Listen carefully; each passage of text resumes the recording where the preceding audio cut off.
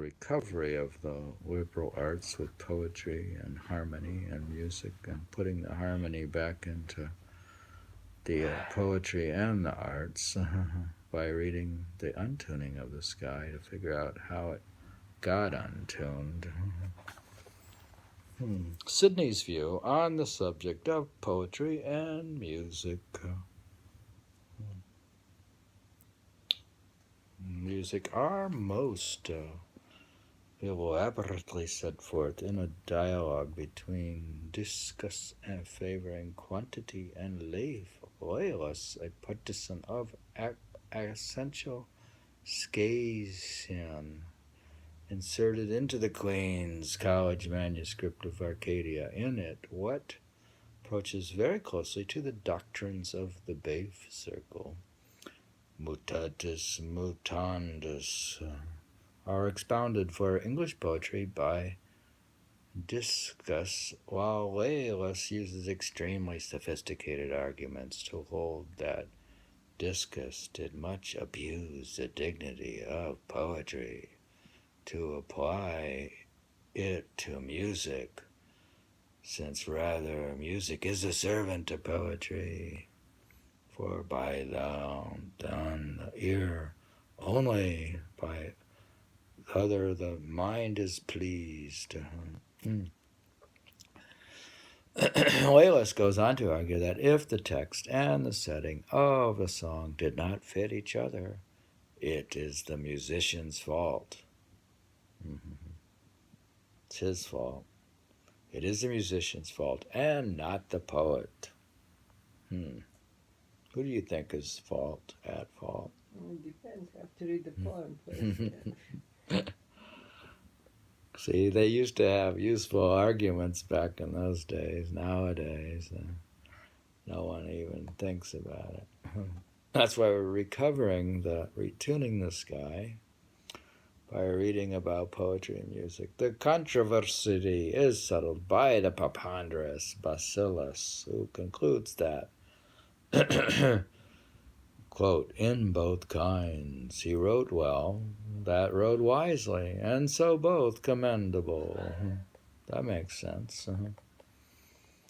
If they're both good. It is obvious that Sidney's interest here is not vested in either side, but rather in the nature of the arguments themselves, and it is indeed unfortunate that no particular group of composers centered about him as formed around Count Giovanni Balti in Florence in the 1580s. The experiments in advanced musical neoclassicism that led to the development of Baroque music might have changed radically England's musical history in the next 100 years. In the last analysis, then, the identification of music and poetry in literary language must be construed not so much as a figure of language as a kind of aesthetic ideal. Similarly, the use of stringed instrument to stand for the literary art is a neoclassic literary convention having little to do with the history of the literary use of musica speculativa. We might, before leaving the subject of 16th century instrumental imagery, glance at a figure from the exposition of universal music in Joshua Sylvester's translation of Du Bartas at the end of the second day of the second week.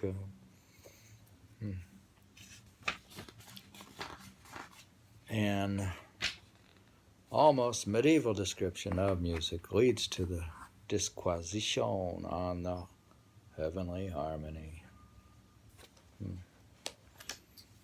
Well, you think there's a heavenly harmony out there that you can actually hear? That's what they call it in musical the harmony of everything that surplus up. Can you actually hear it, though? Or is it theoretical? We said, the master said the frequency is very, very high.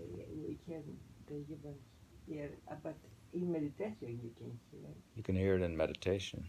The medieval description of music leads to a disquisition on the heavenly harmony.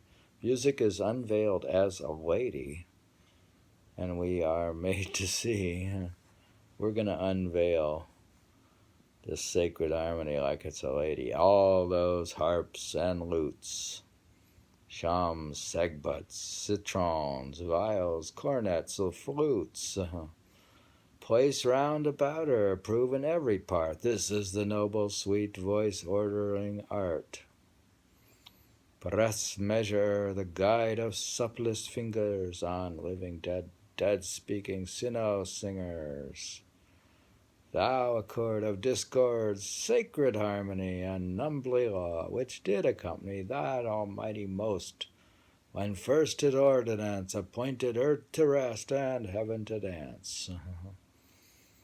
He's saying this is basically God's work here. The harmony came from. So music is unveiled as a lady, and we are made to see, quote, all those harps and lutes, shams, segbuts, citrons, viols, cornets, flutes, placed round about her, prove in every part. This is the noble, sweet voice-ordering art. Breath's measure, the guide of supplest fingers on living dead speaking sinno singers. Thou accord of discords, sacred harmony, the numbly law which did accompany thy almighty most, when first his ordinance appointed earth to rest and heaven to dance. So is earth supposed to rest and heaven dance? Why is earth resting? Next follows a description of the music of the spheres. Is that a concept from Pythagoras? I don't know. It is. It originates. It It shows up with Plato. all of this.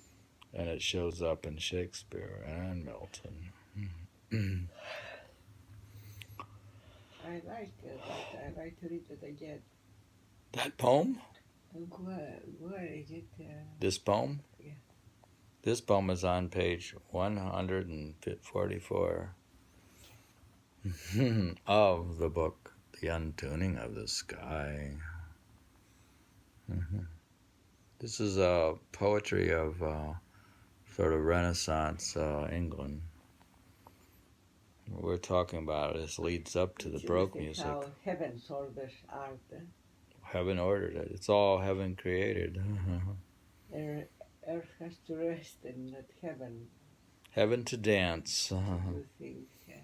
So now heavens are assigned to dance. Next follows a description of the music of the spheres, here clearly separated from the song of the angels, although 17th century poets were to blur this distinction fairly consistently.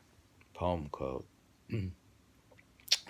For as they say, for superintendent there, the supreme voice placed in every sphere, the siren sweet that from heaven's harmony inferior things might learn best melody, and their rare quieter with the angels' queer accord to sing aloud the praises of the Lord. Finally, we get the comparison of the heavenly harmony and the actual sound production of an organ. The cosmic instrument is no longer representative of the universal harmony because of its perfectly tuned and proportioned strings, but because of it is animated by breath, wind, air. So is the cosmos moved by the divine afflatus, quote, whereas by art one's selfly blast breath out from panting bellows, passes all about, wind instruments enters by the thunder quavers, which with the keys the organ master quavers, fills all the bulk and severally the same, mounts every pipe and of the melodious frame. At once, reviving lofty cymbals' voice of flute's sweetest air, Adarico's shrillest notes. Even so, through all quickening spirit of God above, the heavens' harmonious whirling wheels doth move, so that, retreading their eternal trace, throne bears the treble, overbears the bass. I like these poems. That's where we are creating the re-emergence of poetry with music. And Sylvester follows Dubartas as he goes on to expound the effects of music as accounted for by the structure of the universe, the myths of musical power of antiquity. We're capturing the musical power of antiquity, in short, to develop a perfect model of the encomium musicae convention as traced by Professor Hutton. We have captured the perfect model, which is no less the music of the spheres and the heavenly harmony.